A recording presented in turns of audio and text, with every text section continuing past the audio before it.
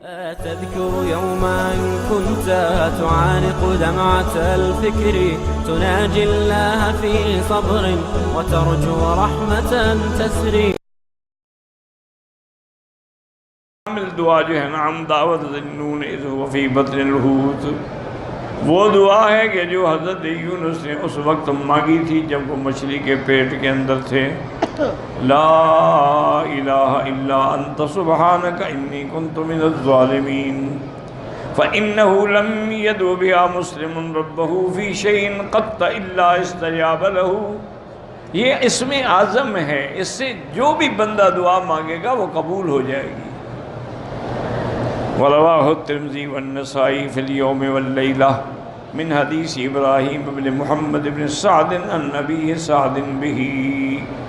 تو یہ اسم اللہ الاعظم ہے، اور اسم اعظم کی تاثیر یہی ہوتی ہے الذی اذا دعا بہ دعی بہ استجیب، کہ جب اس کے ساتھ دعا کی جائے تو وہ دعا فوراً منظور ہوتی ہے.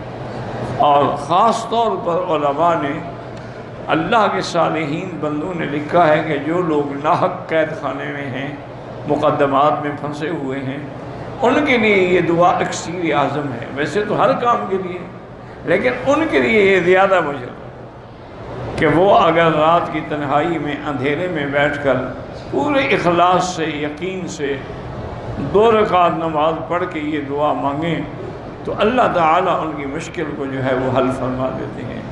اللہ تعالیٰ کے آگے کوئی ایسی چیز مشکل نہیں ہے، وہ جو چاہیں جب چاہیں جیسا چاہیں کر دیں.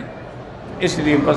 لیکن میں نے کئی دفعہ پہلے بھی آپ سے عرض کیا ہے کہ دعا میں ایک تو یقین ہو، اور دوسرا دعا میں اخلاص ہو.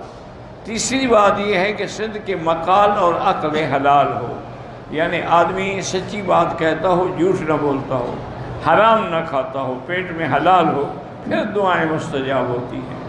اگر آدمی کا کھانا پینا پہننا اوڑھنا حرام سے ہے پھر دعا منظور نہیں ہوتی.